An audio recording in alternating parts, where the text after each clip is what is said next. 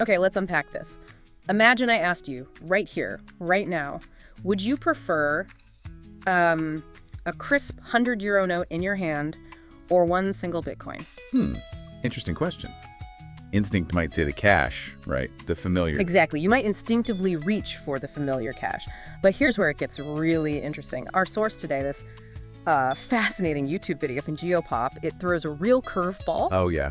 How so? Well, on March 12th, not too long ago, at precisely 2:10 p.m., one single Bitcoin was trading at, get this, a staggering 77,204. Wow. Okay. Suddenly that €100 bill feels quite different. Doesn't it just suddenly you pause and reconsider what value really means in this context? And that immediate comparison, it just grabs your attention, doesn't it? It throws you right into the heart of why cryptocurrencies are so, well, captivating and sometimes, perplexing. For sure. It hints at this potential for incredible value, but also kind of implicitly at the volatility that can come with it. Exactly. And that's precisely what we're diving into today, cryptocurrencies. We want to look beyond the headlines, the hype, and really try to understand what's under the hood. Makes sense. You, our listeners, shared this Geopop video with us. Cosa sono le criptovalute? Dal funzionamento della blockchain ai rischi. Now, for those of us not fluent in Italian, that translates roughly to what are cryptocurrencies, from how the blockchain works to the risks. Right. Pretty direct title. Yeah, and it's a really clear and straightforward explanation. And you're looking, I think, for a solid understanding of what these digital currencies are all about, how they actually function, and ultimately, maybe the big question, whether they truly qualify as real money. Yeah, and that immediately brings up a crucial question, doesn't it? What do we even mean by real money? It's a concept we think we understand, implicitly, but when something like crypto comes along. It forces you to look closer. Exactly. It forces us to really examine those underlying assumptions. So our mission in this deep dive really is to extract the key insights from this video, clarify the core concepts, and really get to grips with the fundamental differences between cryptocurrencies and, the traditional currencies we use every day. And touch on the risks too, right? Absolutely. We need to shed light on those inherent risks and security aspects that the video explores as well. Okay, so let's lay the groundwork. A basic definition.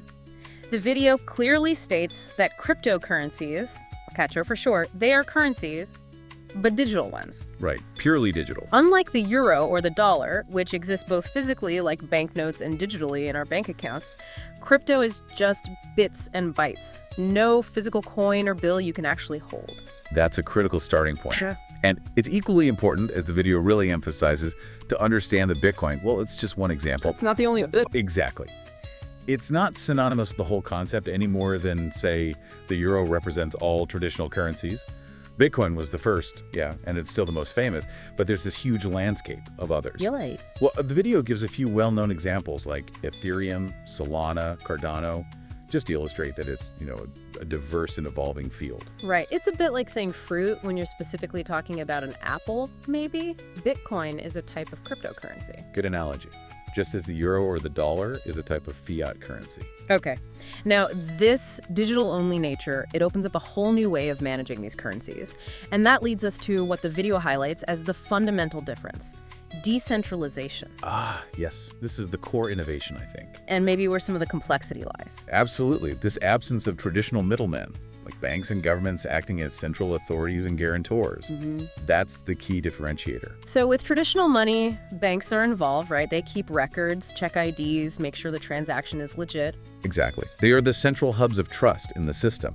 They maintain those databases, the ledgers, of all transactions and account balances. Your bank vouches for you, essentially, that you are who you say you are and the money is real. Pretty much, yeah. But with crypto, that central authority is just gone. So the natural question is, who keeps track? Who makes sure it all adds up? And that's where the underlying tech comes in, the blockchain. Right, the blockchain. The video describes it really well, I thought, as a single, enormous public ledger. Think of it like a giant shared digital spreadsheet, maybe. Yeah. Constantly updated, meticulously recording every single transaction for a specific crypto, like Bitcoin. Every time Bitcoin changes hands. It's recorded permanently on this shared ledger. And here's the really groundbreaking part, isn't it? There isn't just one copy held centrally. No, not at all. That's the distributed part. There are thousands, potentially millions, of identical copies of this ledger spread across computers all over the world. All updated at the same time? Simultaneously, every time a new transaction is validated, all those copies get updated. It's totally transparent and distributed. Wow, okay, so the security comes from that distribution. Well, that's a huge part of it, yeah. The inherent security and resilience this distributed nature provides is fascinating because the history isn't stored in one place. There's no single point of failure for hackers to target. Exactly, and it becomes incredibly difficult for anyone to tamper with the record if someone tried to alter just one copy. All the others would show it's wrong. Instantly. The discrepancy would be obvious to the entire network. It makes fraudulent changes extremely hard. Okay, so we have this decentralized public ledger everyone can see, but how do we ensure the transactions being added are actually legitimate, secure, without banks? Right, good question. If there are no gatekeepers, what stops bad transactions? Yeah. The video points to two crucial things: cryptography and these entities called miners. Cryptography, like secret codes. Sort of, but much more complex. The security isn't guaranteed by a person or institution, but by incredibly sophisticated mathematical algorithms. That's the cryptography part. Right. Think of it as a very advanced digital way of scrambling information, and you can only unscramble it with the right digital key. This verifies transactions without needing a central authority to say, yep, that's valid. And the miners, what do they do? The miners are the ones who dedicate significant computing power to actually perform these complex cryptographic calculations. They essentially validate new transactions. Check the math, basically. In a way, yes. Yeah. They check the math, validate the transactions against the rules of the network, and then bundle them together into blocks. And these blocks get added to The ever-growing blockchain, Yeah. chain of blocks. Makes sense, right? It does, yeah. So the miners are like the digital workhorses maintaining the system's integrity. That's a good way to put it. And the video makes a really important distinction here. They aren't guarantors like a bank. They're not making subjective decisions. They're just following the rules, the cryptographic rules. Precisely. By expending their computing resources, processing power, they secure the network and ensure all those distributed ledgers stay consistent. And they get paid for this work. Often, yes. The reward usually comes in the form of newly created cryptocurrency or small fees from the transactions they validate. It incentivizes them to keep the network running securely. So it's a self-regulating system, kind of, based on math and consensus. Exactly, based on cryptographic principles and the distributed consensus of the network. Now, all this fascinating tech, it leads us back to that fundamental question the video tackles head on. Are cryptocurrencies actually money? Like, can I buy a pizza with Bitcoin? Well, the short answer, according to the video, is not really. Or at least not easily, not like we use money day to day. Okay, why not? From an economic perspective, traditional money usually serves three main functions. You need all three, really. Okay, what are they? First, it's a medium of payment. We use it to buy stuff, goods, and services. Second, it's a store of value. We can save it and expect it to, hold its purchasing power reasonably well over time. Right, doesn't lose value overnight, hopefully. Ideally, yes. And third, it functions as a unit of account. We use it to measure and compare the value of different things consistently, like pricing things in euros or dollars. Okay, medium of payment, store value, unit of account. How does crypto stack up? Let's take the first one, medium of payment. The video correctly points out that crypto generally doesn't have legal tender status. Anywhere, really. Meaning businesses don't have to accept it. Exactly, they're not legally obligated. So while some businesses might choose to accept crypto voluntarily, No, it's not like you can just walk into any shop. far from it. It's not universal, not even widespread for everyday stuff. You can't reliably pay for groceries or rent with Bitcoin, for instance. So its acceptance is just too limited right now.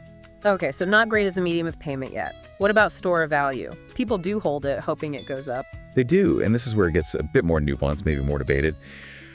People certainly acquire and hold crypto hoping its value increases. But that limited acceptance as payment, it complicates things. How so? Well, if it's not easily used to buy everyday things, how effectively can it truly store value in a practical sense for most people? Its value is mostly realized when you convert it back to traditional currency, isn't it? That's a fair point. Which leads us to the third one, unit of account. Yes, and this is where crypto really struggles. according to the video. It uses a really striking example. The price drop. Yeah, remember that March 12th date? Within just 13 minutes? 13 minutes. The value of Bitcoin dropped by about 500 euro. Wow. From 77,200 euros down to 76,640 euro, just like that. Just like that. That kind of extreme rapid volatility, it makes it incredibly challenging, almost impossible to use it as a stable measure of value. Right. Imagine pricing a pizza in Bitcoin. And the price jumps significantly while you're waiting for it. It's just not practical or reliable for commerce, or even just thinking about how much things cost. That rapid fluctuation, yeah, that 500 drop in 10 minutes. Huh. It really highlights the volatility, doesn't it? Absolutely. And so the video concludes that because of this instability, crypto, well, it doesn't really function like traditional currency. It looks much more like a financial instrument used for speculation. Exactly. People are largely buying it, hoping the price goes up so they can sell later for a profit in, euros or dollars. So less about buying things, more about investment or gambling, maybe? For most people currently, its utility seems to lie more in that potential for future value appreciation rather than everyday use. But, and this is key, that potential for rapid gains is tied directly to the very real risk of sudden significant losses. That same volatility. It's a double-edged sword. Precisely. Which neatly brings us to the risks and security side of things. Yeah, the video definitely covers that. It emphasizes the volatility itself as a major risk, points to those big drops happening around when the video was made, causing real financial losses. Definitely a big risk. Yeah. And then there's the issue of scams, crypto scams. Which are everywhere, it seems. They are a concern, but the video makes a really important distinction here, which is worth highlighting. What's that? While the underlying blockchain technology itself is actually very secure. Because of the cryptography and the distributed ledgers we talked about. Exactly. It's extremely difficult to tamper with the system itself. But that doesn't make the whole ecosystem immune to fraud. Ah, okay. So the tech is secure, but people can still be tricked. Precisely. It's like saying a bank vault is secure. But that doesn't stop someone from tricking you into giving them your password or wiring them money. Gotcha. The video gave that example, right? Scammers claiming they have compromising videos. Yeah, a classic phishing type scam, demanding ransom in crypto. The blockchain itself works fine, but if you're tricked into sending your crypto to a scammer's digital address, It's gone. Hard to get back. very difficult, often impossible to recover.